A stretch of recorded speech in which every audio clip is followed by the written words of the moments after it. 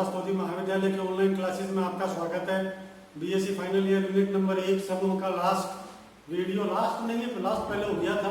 इसमें एक थ्योरम जरा सी रह गई थी और वो भी मैंने कहा था कि थ्योरम मैं कंप्लीट करवाऊंगा, इसलिए बस ये बता रहा हूँ कि थ्योरम को केवल इस तरीके से करना है। तो इस अंतिम थ्योरम के साथ में उसका समूह का समापन करते हैं और नया चैप्टर इसी यूनिट में स्टार्ट करते हैं। इस यूनिट में 3 चैप्टर हैं, समूह, क्रमचय समूह और उप समूह। तो समूह आज लगभग पूरा है, 2-4 थ्योरम रहेगी, उनको बीच बीच में करवाता रहूंगा। और वैसे कहा था कि वो किताब से देखकर खुद ही कर लेना, क्योंकि अगर आपने क्वेश्चन बहुत सारे कर लिए हैं तो इसमें कोई भी डरने की बात नहीं है किसी भी तरीके की। तो ये आपके सामने लगभग कंप्लीट सा ही है और उसके बाद नया चैप्टर में स्टार्ट करवाकर उसमें भाग 1, भाग 2, भाग 3 ये बताता रहूंगा। तो इसको करने के लिए क्या करेंगे, थ्योरम किसी परिमित समूह के प्रत्येक अवयव की कोटि परिमित होती है तथा यह या तो समूह की कोटि के बराबर होती है या कम होती है। हजारों बार मैंने बोर्ड पर बताया है, इसलिए क्या है कि थ्योरम को करवाने की आवश्यकता महसूस होती नहीं है, लेकिन क्या है कि लास्ट कंप्लीट कर देते हैं, जिससे कि ये नहीं रहे कि ये भी इंपॉर्टेंट थ्योरम थी, ये करवाई नहीं। इस थ्योरम को भी पूरा करवा देता हूँ।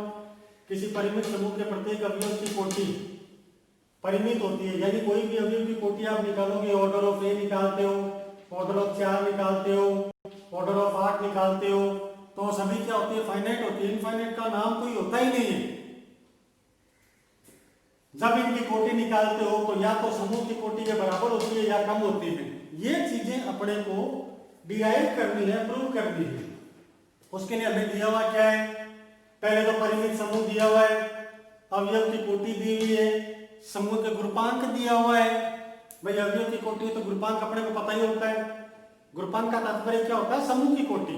और अवयवों की कोटि निकालकर हमें ये चेक करना है अल्टीमेटली थ्योरम में कि order of A less than equal to order of G, ये अपने को डिराइव करना है।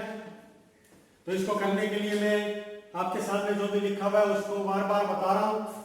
पहली बात तो ये कि माना जी स्टार एक परिमित ग्रुप है, इसका ग्रुपांक n है, यानी इसमें अवयव है। ग्रुपांक में कई बार मैं बताता था कि जी की वैल्यू जैसे दी हुई है 0, 1, 2, 3 और 4, तो ये कितने एलिमेंट हो गए, 5। तो ग्रुपांक इसका कितना हो गया, 5। वैसे ही अगर कोई परिमित समूह है तो इसका ग्रुपांक मान लिया है, तो ग्रुपांक n है।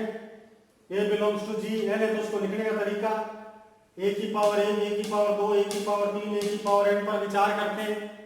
अब इसमें क्या है कि अवयव ज्यादा होने के लिए मैं कहां से शुरू करूंगा, वेरी इंपॉर्टेंट, a की पावर 0 से, क्योंकि इसमें अगर a बिलोंग्स टू g है तो इसका मतलब ये समूह की परिभाषा को पूरा करता है, तो उसमें तत्समक अवयव जरूर होना चाहिए। अगर तत्समक अवयव चाहिए तो अपने को एलिमेंट कहां से स्टार्ट करना पड़ेगा, a की पावर 0 से। दोबारा देखो, अवयव a की पावर n का मतलब कितना हो गया, a की पावर 2, a की पावर 3, a की पावर n। अब क्या है कि इसमें समूह है तो तत्समक अवयव कहाँ है भाई, तो इसलिए a की पावर 0 मन से ऐड करना पड़ता है। मन से ऐड करते ही कुल एलिमेंट कितने हैं, n। एक बढ़ गया तो कुल मिलाकर कितने हो गए, n+1। ये तो गड़बड़ है भाई, हमें 5 लड्डू लाने को कहा था तो थैले में 6 लड्डू नहीं ला सकते, तो अपन क्या करेंगे, 1 लड्डू खा लेंगे या मर्ज कर देंगे 2 को 1 में। समझ गए? दोबारा सुनो, हमें पैसे दिए थे 5 लड्डू के और 2, 4, 5 रुपए एक्स्ट्रा दे दिए, तो हमने लालच में आकर क्या काम, दुकान वाले को उसे 20 रुपए दिए कि 5 लड्डू दे दे।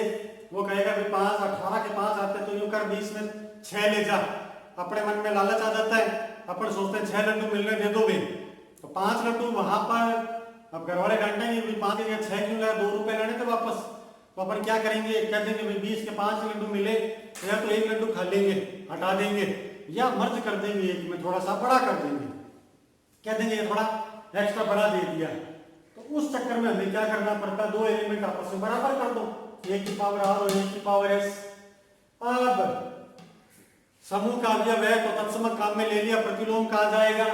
कोई भी एलिमेंट है a की पावर r, तो a की पावर r का प्रतिलोम a की पावर -r जरूर विद्यमान होता है प्रतिलोम अवयव के कारण, क्योंकि 1/a की पावर r इसका प्रतिलोम बनता है। ये ऊपर जाकर क्या बन जाता है, 1/a की पावर -r। इसको क्या बोलते हैं, इनवर्स एलिमेंट।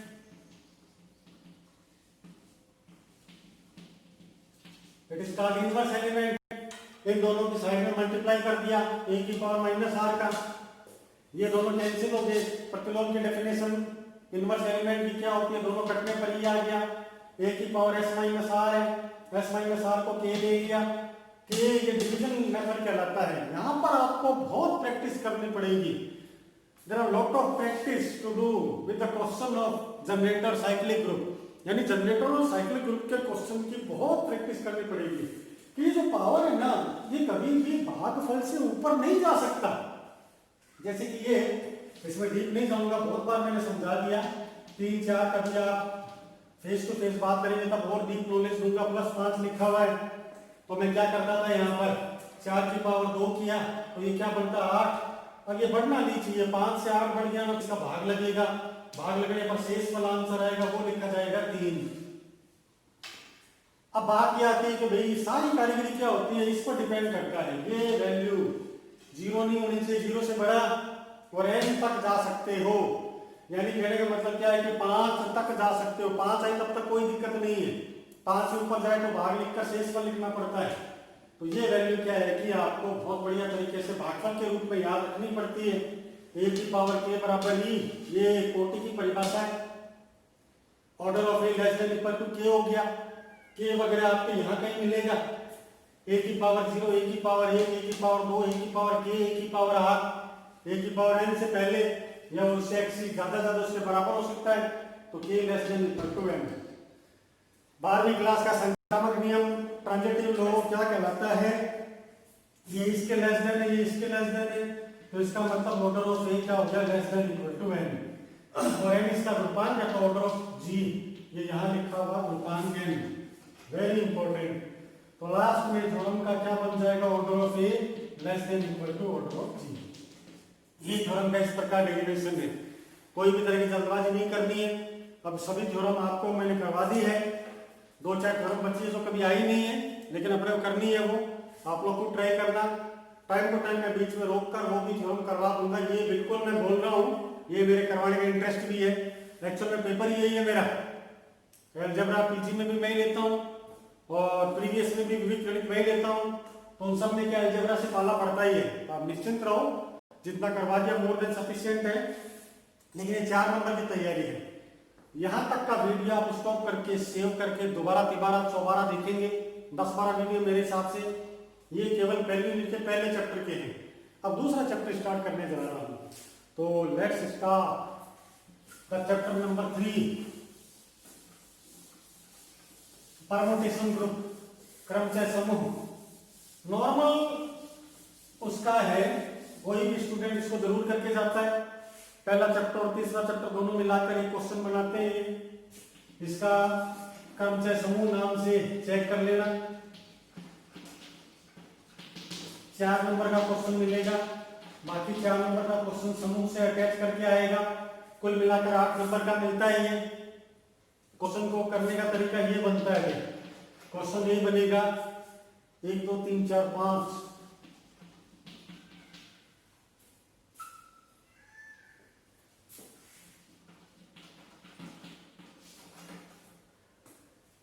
ज्ञात करने हैं। पहला नंबर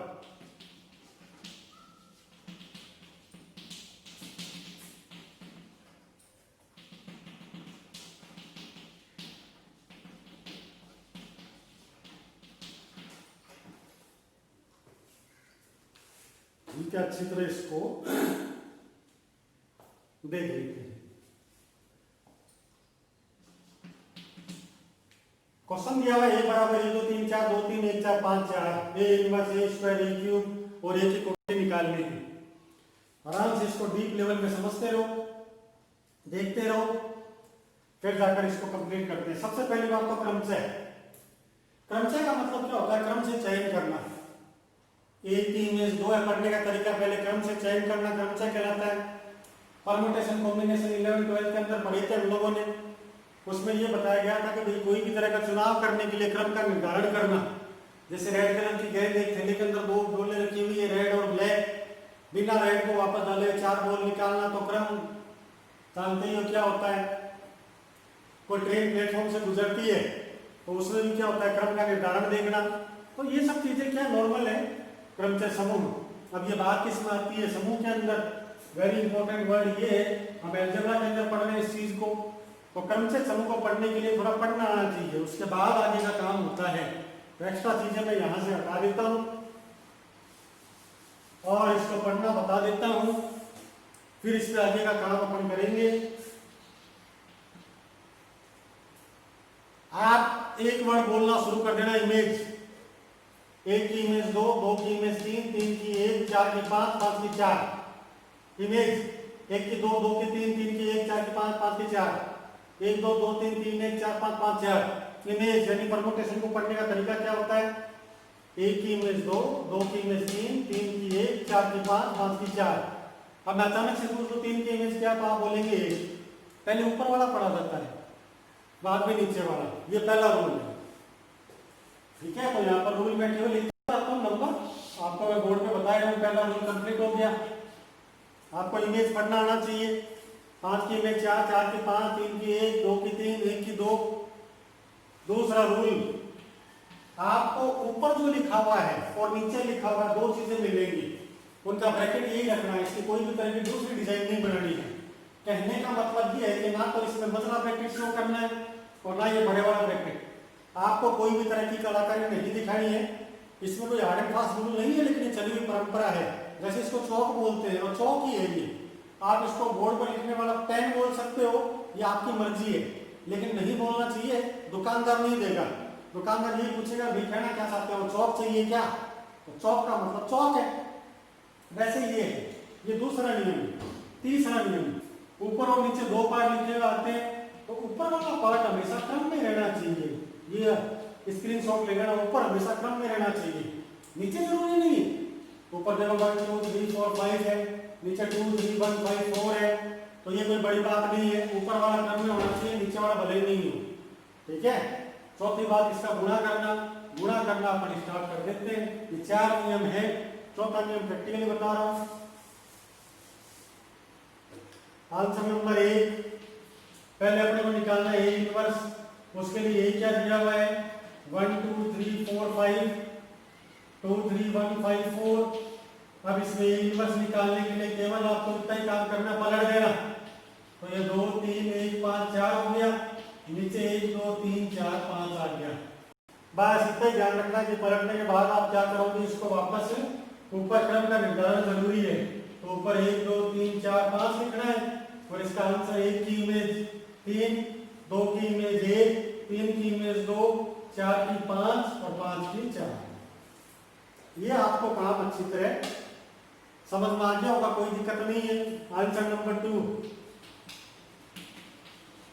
वैल्यू निकालनी है ए स्क्वायर।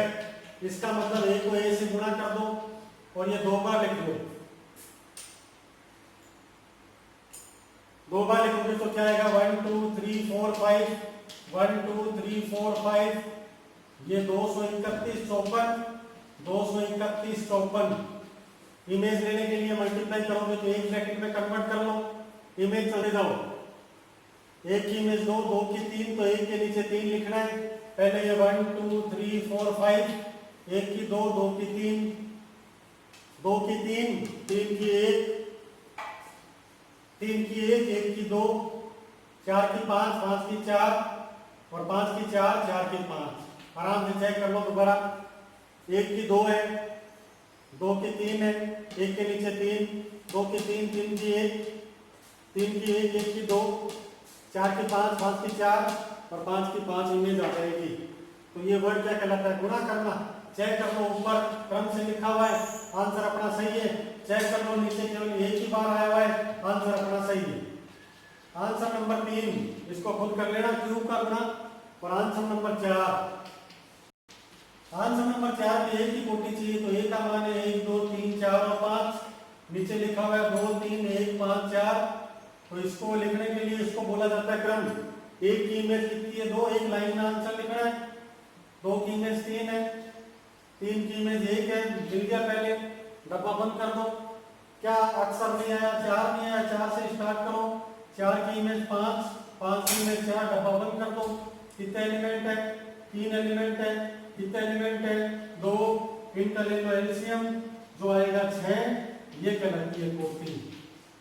तो कोई हार्ड एंड फास्ट बदल नहीं लेना है, कल से इसका कंटिन्यू वीडियो रखेंगे नए चैप्टर का। ये तो थोड़ा सा टाइम बच गया था, फिलहाल समूह को कंप्लीट मानना और एक क्वेश्चन में ट्राई करना है। Thank you.